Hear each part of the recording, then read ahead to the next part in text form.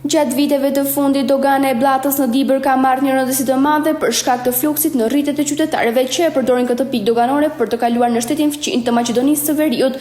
Vetëm vitin e kaluar nga kjo doganë kanë hyrë kanë dalë mbi 1 milion shtetas, duke kthyer atë ndër doganat më me ngarkesë. Por ndonë se kjo pikë doganore krijon të raste të gjata vetëm në fundjavë, edhe gjatë ditëve të tjera situata mbetet e njëjtë.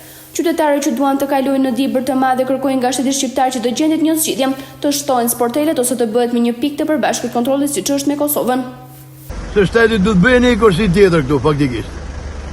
Kjo është me 3 kursi, 2 janë ndalje, 1 janë hyrje. Duhen bën 2-2, si që Maqedonci. Vallë ka një orë, po që pres. Prej atje sipër ku kanë marrë dhe alas ku shkuke sporteli. Shteti të vë dorë brezer.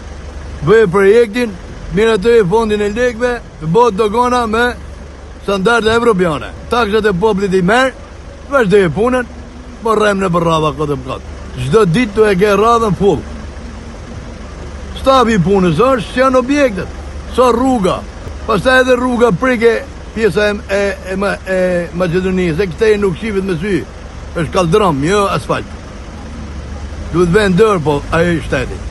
Na kemi hall me shku. Tani e këto zënveni një polisët, po pak me 2, më le me 3, me 2. Sonë sa me 2 me një sportel punojnë. Kjo është Shqipëria, kjo. Që prej vitit 2017 ka patur tentative bisedime me shteteve të cilat kanë deklaruar apelimin e sistemimit me një ndalesë në të gjitha pikat doganore, por që deri tani ka mbetur në letër. Madje gjatë ditës së sotme ministri e Brendshme Albana Koçiu lajmëroi se para verës do të zbatohet marrëveshje për pikat doganore mes Maqedonisë së Veriut me një ndalesë siç është me Kosovën.